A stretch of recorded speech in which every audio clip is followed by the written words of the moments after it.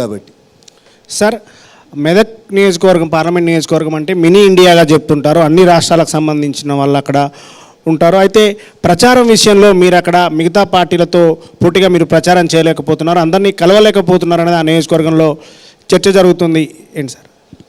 సుమారు 18,60,000 ఓట్లు అన్న, సుమారు 18,60,000 ఓట్లు, 2,224 బూతులు అన్న, 45 మండలాలు, 12 మున్సిపాలిటీలు, 3 జిహెచ్ఎంసీ డివిజన్స్. మీరు చెప్పినట్టు ఒక మినీ ఇండియా అది. రాజస్థాన్, బీహార్, గుజరాత్, మధ్యప్రదేశ్, ఛత్తీస్గఢ్, ఒడిస్సా, అన్ని దేశంలో ఉన్న అన్ని రాష్ట్రాలకు సంబంధించినటువంటి ప్రజలు అక్కడ ఉంటారు. అసలు బీఆర్ఎస్ ఆయన ఇంక ఊర్లో తిరుగుతలేడు, కాంగ్రెస్ ఆయన ఇంక ఇస్త్రీ బట్టలు ఇంకా మొదలై తీసి బయటికే రాలేదు. మీరు నన్ను తిరుగుతలేరంటే ఇది అన్యాయం. జనవరి 10వ తారీఖు నాడు మా మెదక్ పార్లమెంట్ నియోజకవర్గ పరిధిలో ఉన్న 200 హోర్డింగ్ల మీద హోర్డింగ్లు పెట్టి రఘునందన్ రావు తన బొమ్మని ప్రచారంలోకి తెచ్చుకున్నాడు. జనవరి 10 నుంచి ఇవాళ దాకా అన్ని అసెంబ్లీ నియోజకవర్గాలు, అన్ని మున్సిపాలిటీలని రఘునందన్ రావు మాత్రమే తిరిగిండు. ఎవరు తిరగలేదన్న. ఇంకా మీతో ఇద్దరు అసలు జనంలోకి ఎవరు బొమ్మలే కనబడతలే వాళ్ళని. వాళ్ళ ప్రచార రథాలే నిన్న మొన్న వచ్చినాయన్న. నేను ప్రచార రథాలు పెట్టి ఇప్పటికి 20 రోజులు అయిపోయింది. అంటే మీరు చివరి వరకు కూడా మీరు మళ్ళీ అంటే పార్టీ మారుతారు, టికెట్ రాకుంటే అక్కడ వరకు వెయిట్ చేసి మీరు మళ్ళీ బీఆర్ఎస్లోకి వెళ్తారు, లేకుంటే కాంగ్రెస్లోకి వెళ్తారు, మీరు బీజేపీ నుంచి పోటీ చేస్తారా లేదా అనేది కూడా చివరి వరకు చర్చ జరిగింది. అందుకే మీరు ప్రచారంలో కొంచెం స్లో అయ్యారు అనేది వినిపించింది. సార్, నిజంగానే మీరు పార్టీ జనవరి 10వ తారీఖు నాడు ఫ్లెక్సీలు పెట్టుకొని హోర్డింగ్లు పెట్టుకున్నాడు.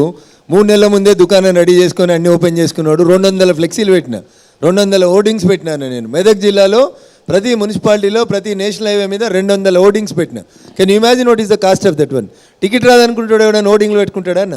టికెట్ రాదనేటోడు డీసీఎంలు తయారు చేసిండు, ఐచర్లు తయారు చేసిండు, ఆటోలు తయారు చేసిండు, మైకులు పెట్టి జనవరి నుంచి అది ఇప్పుడు మొదలు పెట్టిండు. టికెట్ రాదనుకుంటే ఎవడన్నా నా బొమ్మ మోడీ గారి బొమ్మ వేసుకొని ప్రచారం తిప్పుతానా అన్న? రాధిక సార్, రఘునందన్ రావు గారు బ్లాక్మెయిల్ రాజకీయాలు చేస్తున్నారు, కొంతమంది పటాన్చెరువులో కొంతమంది వ్యాపారస్తులకు కాల్ చేసి డబ్బులు కూడా డిమాండ్ చేస్తున్నారనే ఆరోపణలు వస్తున్నాయి. దానికి మీ కమెంట్ ఏంటి? ఏం చేసిండు మరి హరీష్ రావు? గాడిది పనులు తోమిడా ఏంది? 10 ఏళ్ళు అధికారంలో ఉన్నాడు కదా. రఘునందన్ రావు నన్ను బెదిరించిండు కదా. ఇలా రేవంత్ రెడ్డి చేస్తుండు కదా ఎఫ్ఐఆర్ ఒకరి మీద. హరీష్ ఎందుకు చేయలేదు? ఒక్కరి మీద రఘునందన్ రావు ఇచ్చిండు తప్పితే తీసుకోలేదు.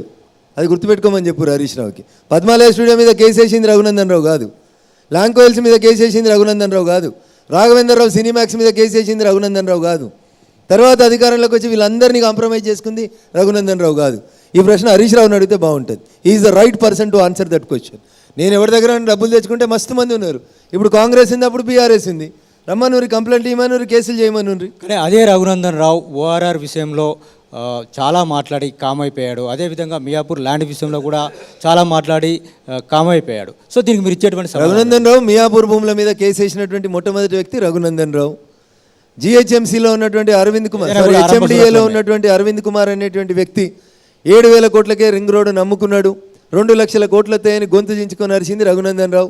రఘునందన్ రావు తర్వాత రేవంత్ రెడ్డి గారు మాట్లాడినరు. ఇద్దరికి 1,000 కోట్ల రూపాయలకు నోటీస్ ఇచ్చిండ్రు. నోటీస్కి మేము సమాధానం ఇచ్చినాం. అదృష్టం ఆయన ఇలా పోయి ఆ కుర్చీలో కూర్చున్నాడు, చర్య తీసుకునే కుర్చీలో. అరవింద్ కుమార్ ఏడున్నాడు? నీకు 1,000 కోట్లకి నోటీస్ ఇచ్చిన అరవింద్ కుమార్ని ఇంకో ఏసీ రూమ్లోకి ఎందుకు మార్చినావు? తీసుకొచ్చి లోపల ఎందుకు వేస్తలేవు? 2 లక్షల కోట్ల ఆదాయాన్ని తీసుకొచ్చేటువంటి రింగ్ రోడ్ టెండర్ని ఎందుకు క్యాన్సిల్ చేస్తలేవు? చేయాల్సిన కుర్చీలో కూర్చున్న రేవంత్ రెడ్డిని అడగకుండా కంప్లైంట్ ఇచ్చి కొట్లాడి